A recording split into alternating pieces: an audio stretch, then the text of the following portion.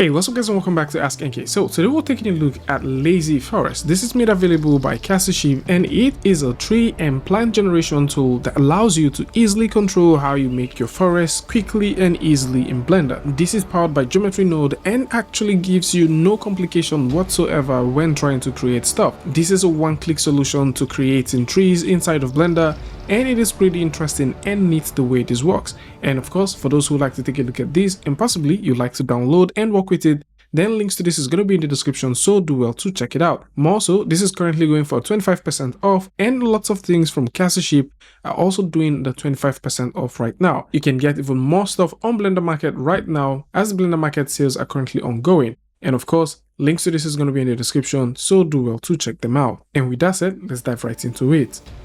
So with Blender simply open up right here, how you get to work with this is pretty simple, as all you need to do once you download the add-on is to go over to edit, go over to preference and install the add-on. Now once you have the add-on installed, if you tap N on the keyboard, you notice that we've got the Lazy Forest right here. And to work with this Lazy Forest, you need a surface.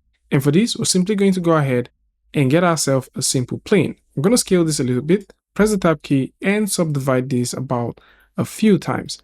And now once we have this subdivided exactly how much we want, we can now proceed to click on add to add this forest. Now this isn't the only forest that you have, as you do have two types of categories in terms of the assets that you can work with. The first one is the forest, which comes with 5 different presets that you can work with, and you've got the planes. Now the planes offer you 3 different presets that you can work with, and you can select in between any of these to work with at a given time. Now in this case, what we're going to do is just simply start off with the very first one and click on add. Now, once we add this, you would notice that we've got controls right here, and you'd also notice that this has been added automatically.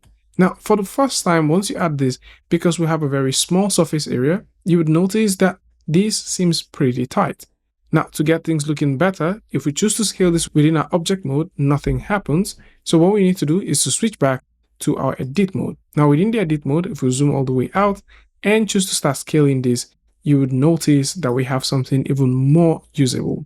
And this is basically how you get started with creating stuff from the very simple plane all the way to something that is super usable. And for us to start making customizations to this is very simple, as we can do that by going over to the preset section. Now within the Lazy Forest presets, there's a few things that we can do.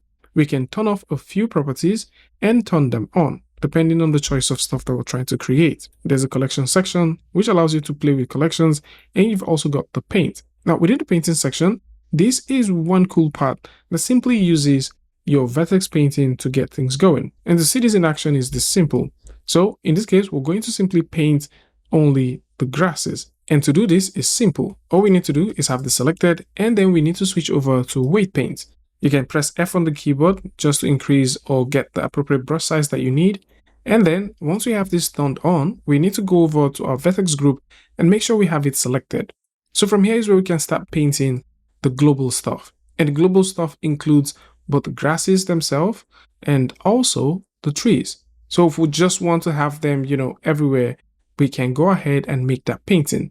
However, if we would like the trees to be painted on a specific part of this entire scape, what we can do is to turn this on, which technically turns this off, make sure that we have the trees section selected, and we can just paint the trees right here. So the trees would only exist where we have them painted. Furthermore, we can go all the way down here and we can make changes to the scale, the rotation, and the seeds as well. At the same time, if we switch back to our object mode, we can actually go all the way down and play with the wind.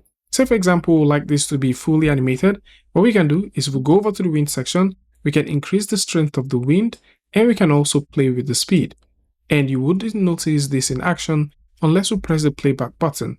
And then you can see that we have full animated grasses that we can play with. And to see this in the viewport, what we need to do is to set this over to cycles, set this to GPU, turn on the noiser, and then we're going to hit the render button. Now the render doesn't seem to be looking so cool, so we're going to go over to the light section, set this to sun, set this to maybe 2 for example, and there you have it. And this looks really cool.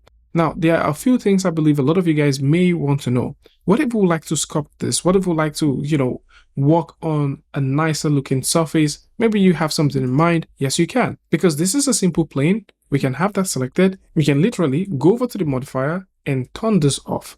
And once we turn this off, we can now go over to the sculpting mode and start sculpting. If you like to see the forest while you're sculpting, you can definitely go over to the modifier, turn this back on, and then you can sculpt. So the more you sculpt, the more the whole thing automatically adjusts. So we can sculpt this in however we want. And this is just pretty flexible. The fact that you have this and you can do so much cool stuff with it is really nice. And the same thing can be said for literally everything that this comes with. So we can now go all the way back to our layout and explore more stuff.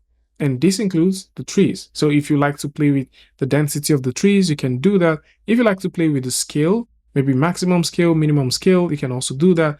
The rotation of the trees can also be altered, and the seeds of the trees can also be altered as well.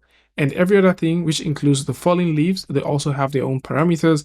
And we also have different parameters as well for things like the rocks, the grasses, and so on. What if you have a custom platform that you like to work with? This is super possible. So you can actually have a specific kind of platform, and then you can apply either the plains or the forest onto that platform.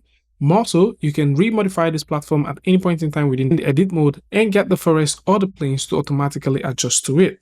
Some other thing which is also very interesting to note is if you have the tree library, you can actually work with it. So the tree library is also an interesting tool from Cassie Sheep. So maybe you like to add a few more interesting trees. You can simply go ahead, pick these up, add them in, and beautify your scene however you choose.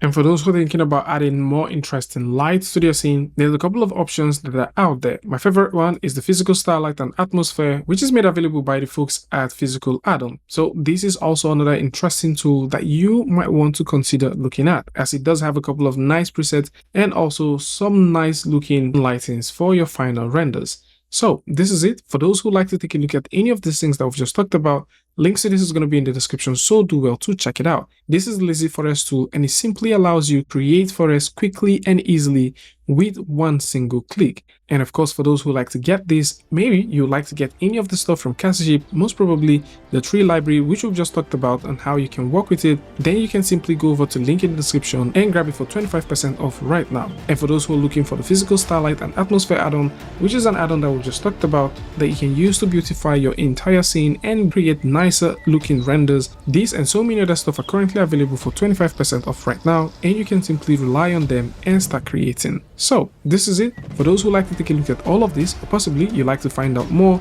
then links to this is going to be in the description, so do well to check them out. Tell me what you guys think about this one in the comment section, and of course if you like this video or you learned something from this, you can go ahead and give a like and don't forget to share with a friend. And until I see you guys in the next one, peace.